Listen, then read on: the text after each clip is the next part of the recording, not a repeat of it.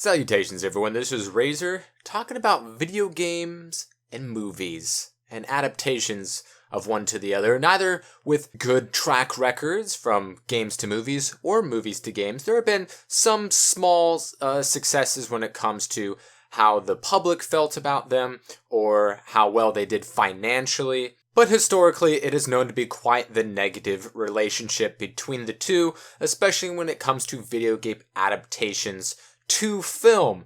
You may think of Mario Brothers movie and that whole fiasco, or maybe you're thinking of Street Fighter or Mortal Kombat or the Tomb Raider movies that did financially okay in the box office, or maybe you're thinking about some of the more recent films or ones that will be coming out this year. Ratchet and Clank did not fare well at all in the box office, even though its video game is the fastest selling in its franchise that came out in conjunction with the film. We have the Sly Cooper movie, we have the Angry Birds movie, we have the World of Warcraft movie, and of course, we have the big one, the Assassin's Creed movie. Can the Assassin's Creed movie be the first ever good video game adapted story to film?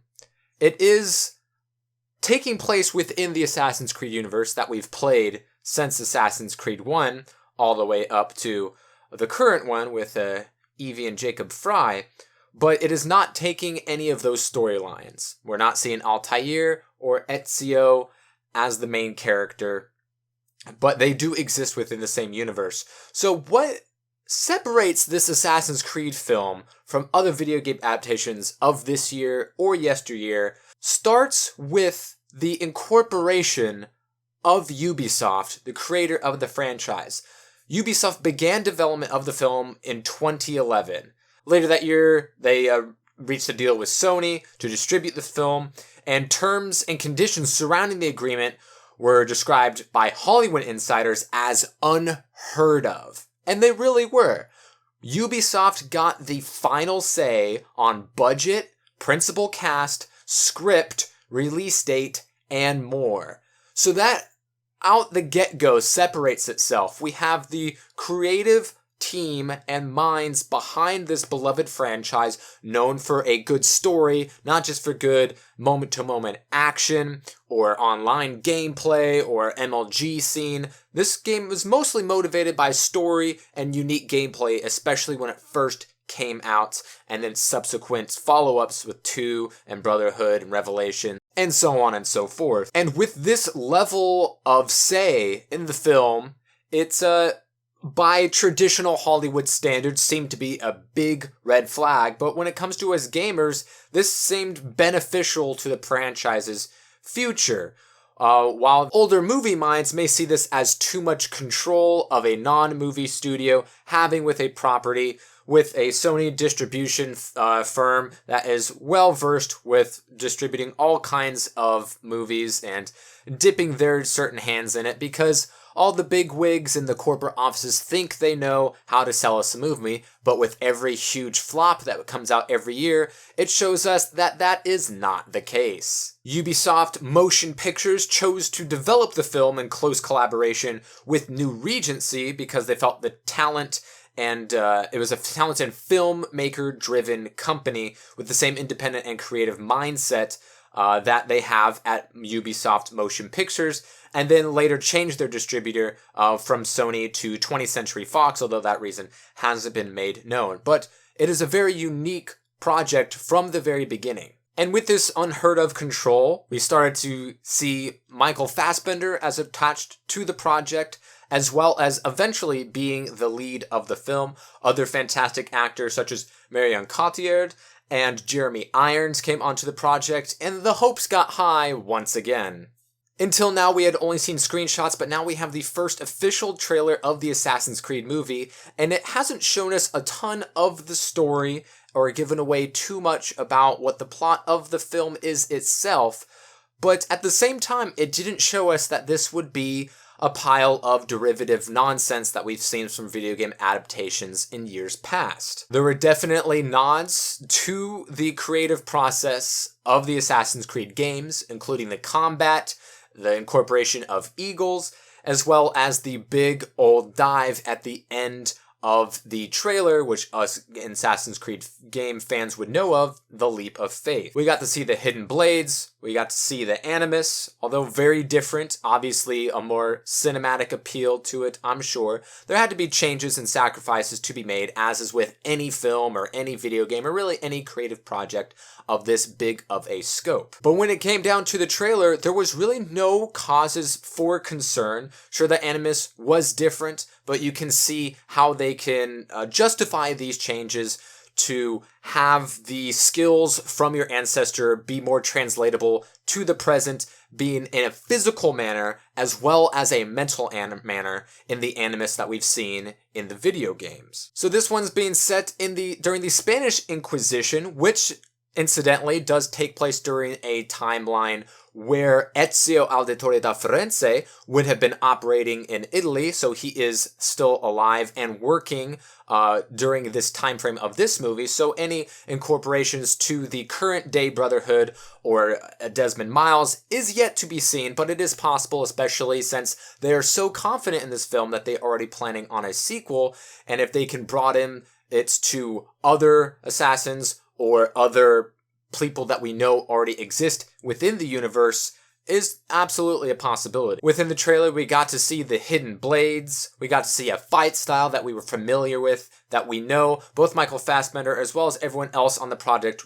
wanted to keep to the games because it was very fluid. We got to see the parkour and just everything that we know needs to be within the flashback sequences or the sequences that take place in the past during the ancestor time in the Animus was all present. Now, we have since been told that the movie will take place 65% in the present day and 35% in the film's Animus-assisted 15th century Spain.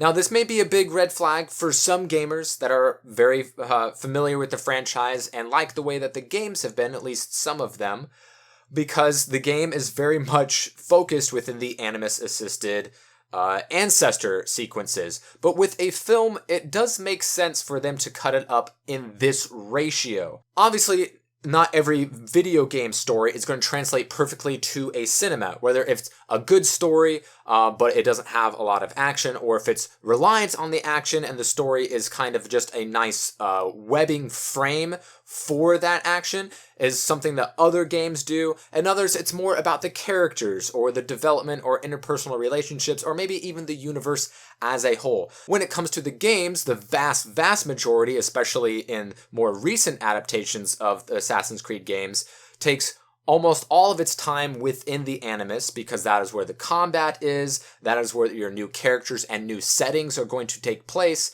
But if you transferred even the games that had a lot of real-world stuff with as Desmond, when we were talking about Assassin's Creed 1 or 2 or 3 or 4, we can see how that ratio of Animus to real life time wouldn't translate well to a film because your storyline is going to be taking place within the present day. The past is already set in stone.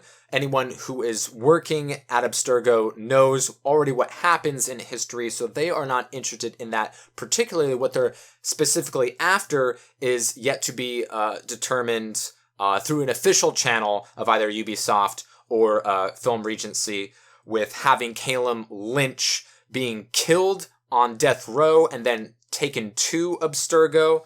It's very different, but we can see different ways that they could be going about this. Now, when it comes to the time spent in the present day to the past ancestor time frame, it makes sense. You want to have the time that is very unique to the Assassin's Creed franchise, where we can have that combat, that parkour, that free running, those old school weapons. But when it comes to the story developing within our main character, you can't leave them as much hanging as you did in Assassin's Creed 1 or 2 with Desmond Miles.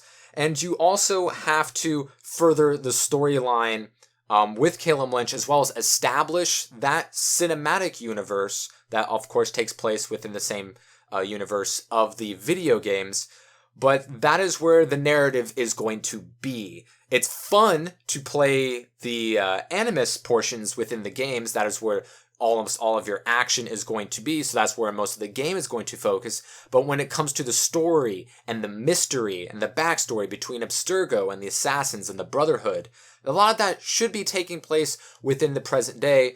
And we can definitely see other people being held at Abstergo that have ancestral relations with other assassins, most likely breaking out in the middle or toward the end of the film, which will set up for them meeting up with the present day representatives of the Brotherhood, much like we saw with Desmond at the end of 1, going into 2 and 3 and 4.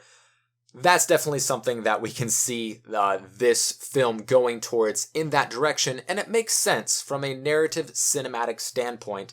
So I don't have any causes for concern. I like the director. I like the main actors that they have for the film. The combat looks very nice. It's not, super edited, close quarters nonsense. They stuck with a formula that works, that was important to both Ubisoft as well as Michael Fassbender, who became attached to this project fairly early on. They wanted to keep it true to the game while at the same time making it work within a cinematic experience. So, can the Assassin's Creed video game world translate to a movie cinematic experience? I think there's no question that that is a possibility, much like other games that could be very good films like Uncharted or The Last of Us, possibly Halo, or other big storied franchises that have their own unique worlds and compelling storylines. Is Assassin's Creed the movie going to be the very first good, or possibly really good, movie adaptation? I think it has the best shot that we've seen thus far, and it could be the start of a new movement, much like the X-Men and Iron Man were for comic book movies. Let me know what you all think in the comment section below, and I cannot wait to see more of this film or any other fantastic games if they're handled properly, which it sounds like Ubisoft is doing a pretty darn good job with.